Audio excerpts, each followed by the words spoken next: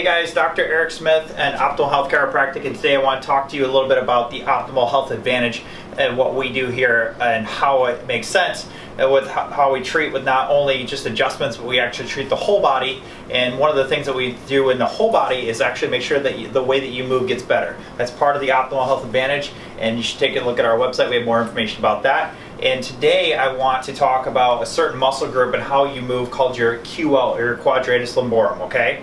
So that's a muscle group back here, and with that muscle group, it does one thing really, and a muscle's job is to contract, okay? So the muscle attaches through here and then down through here, so when it's contracting, it's going to pull me back. So if I have them contracting on both sides, you tend to get what we call sway back, which is where your back leans back quite a bit, and then you do this. So your hips are a little more forward, and you get that position.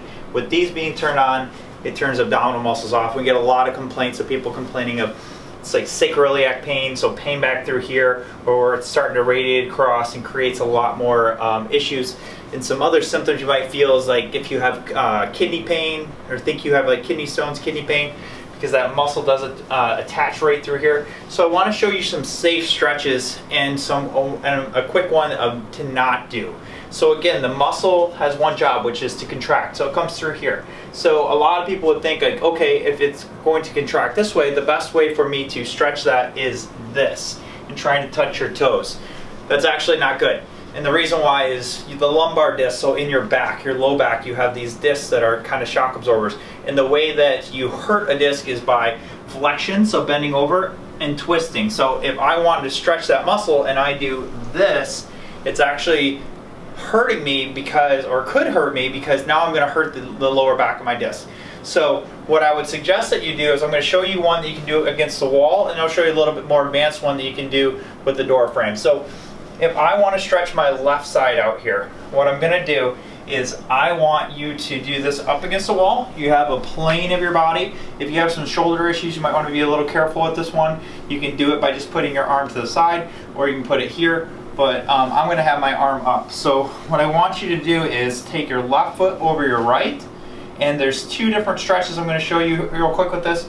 I want you to pretend that I have my hand on your hip, and I'm going to have you push your hip laterally to the wall, okay?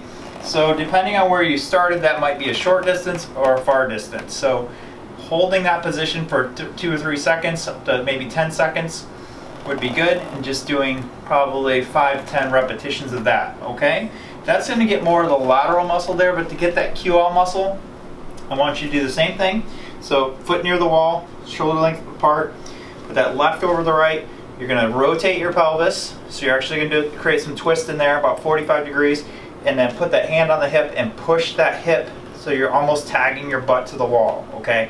That's going to give you a nice stretch, and if you can see what's happening with my arm here, I'm trying to stay in that straight plane as much as I can. So you're going to twist and hold, okay? That's going to help alleviate a lot of this lower back pain that people are getting from sitting at their desk quite a bit, or just from sports, or that they're just being lazy and leaning too far back on their body.